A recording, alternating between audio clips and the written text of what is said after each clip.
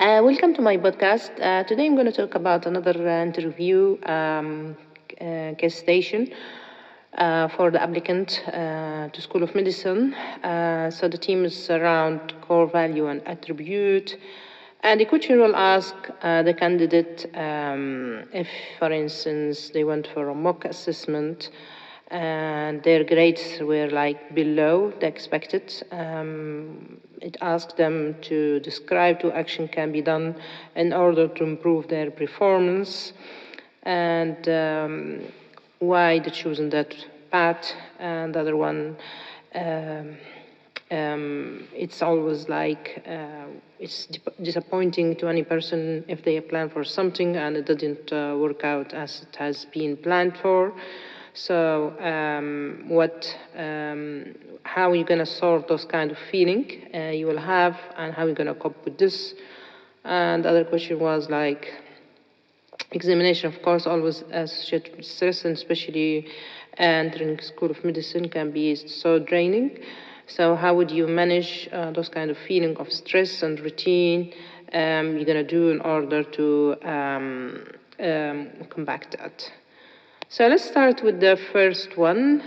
Each candidate stated a different answer.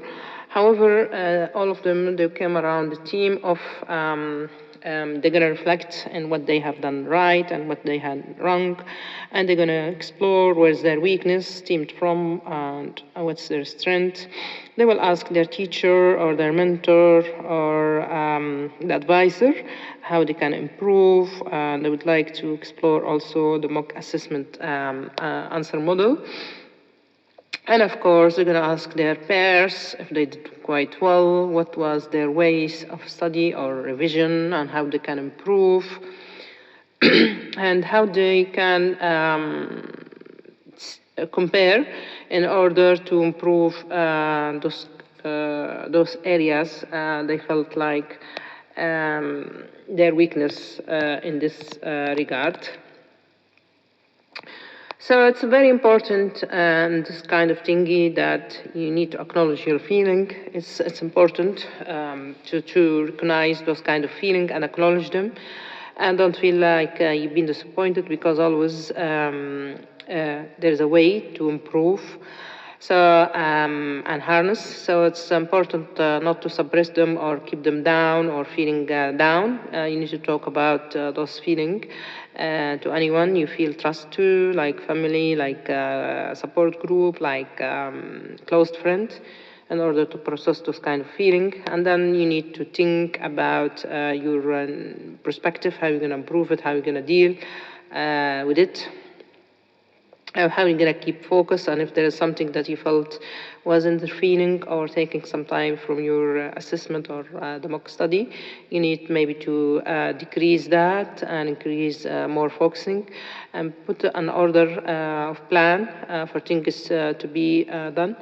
Can be break down in small chunks, and also analyze the situation and reflect what went wrong and why. Why do you think this had happened? And of course, you need to have realistic expectation, like for instance, breaking those plans, as I say, into smaller one, achievable across the time. And of course, you have to be like flexible, resilient. You need to adopt the adaptability approach and accept those setbacks.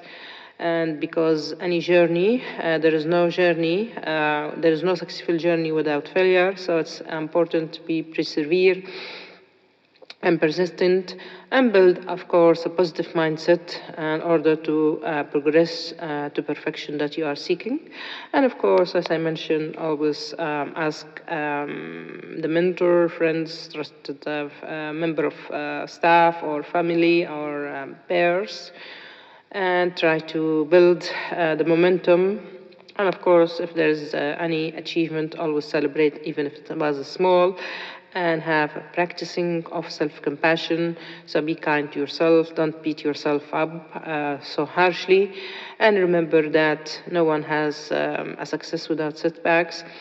And also, of course, you have to do those kind of activity which bring joy and peace to you. Say, for instance, a lot of them, they mention about certain hobbies they have. Some they mention rugby, and some they mention football. Some they mention long walk. Some they mention nature. Some they mention exercise and gym. So mindfulness is very important as well. And always have an action plan, like plan 1, plan 2, if something went wrong, so you can restore your confidence and the motivation to carry on. And of course, as I mentioned, if there is success, even if it was small, you need to celebrate it and recognize it, and take it like a strength to push you forward and moving toward your goals. And of course, as I mentioned, also the teacher feedback or peers feedback can be as a learning curve as well, in a constructive way to transform those setbacks into a stepping stone for success. So that's a conclusion from what I've heard today, and what I can come up with those kind of things in order to work in the area I felt it's lacking. And in order to answer the second question, says like, tell me about if the plan did not work as it was. Tell me about something or an example whereby you dealt with it and you had coped with this measure. So it's some they give some examples, like for instance. One of the candidates mentioned about working in the care home. She mentioned that the lady felt lonely, she was stressed, and she wanted her to bring her something, and obviously she didn't understand where to bring this from because she was fairly new. So she felt like she's disappointed herself in that simple task. And she talked to the staff in order to understand how she can sort kind of things if it happened again. Though it was small things, but she felt that she felt like a failure, and she wanted to prove and act efficiently and tactfully in a situation testing. So it's very important to recognize if you have stress, it's a natural process, it's just challenging.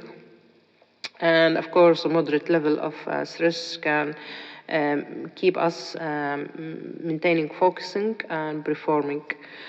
And always, of course, have a plan in hand, which can be breakdown, as I mentioned, into small chunks in order to be specific in a specific time, and avoid cramming, and prioritize the task according to its importance, and use active technique whereby you can, for instance, like the first question for the mock, you can check some past mock, teach someone in order to understand better retain information.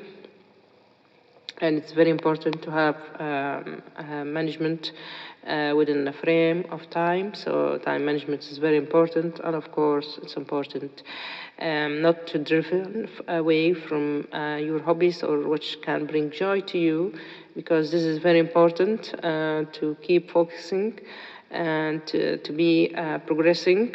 And of course, it's important to maintain a healthy lifestyle, like for instance, sleep, the hourly, which is about 7 to 9 at 9, in order to consolidate your memory, improve your focus. And of course, walking can be boosting to our energy and distressing as well. And eating a balanced meal also can help, and always stay motivated and positive, and always be prepared and be calm. So for instance, one of the candidates, she was really very calm in her answering, and this is very professional way in approaching things rather than getting anxious or getting shouting or behaving in a way that doesn't make sense. And if there is any pitfall or difficulty, always seek support. And like the lady here, she asked a member of staff how she can solve this thing for the old lady in the care home. And always reward yourself for the small things that you did and celebrate it. So that's basically for this one. And the other question was about, for instance, as I mentioned, examination can stress everyone. And what would you do to manage the stress and how it work for you? So everyone says the different things. Some they mention about having time out with friends, hanging around in a different discipline completely. And some they mention about gym, some they mention about having a book, reading a book, and some they had certain activity they like to do, and they mentioned that it might decline with time, but it's very important to keep the physical activity and the mental activity in order to channel the stress, in order to come back with clarity, in order to understand the situation and how can be acknowledged. And important also, if there is a missing in a gap in the knowledge or any of that, you need to seek and further explore around it in order to harness that knowledge. And the other thing about this one, the stress, is always try to ask yourself why I'm stressed, what's causing me the stress, in order to understand your situation, in order to keep calm. And always think about things outside the box in order to, you could even surprise yourself in one way or another.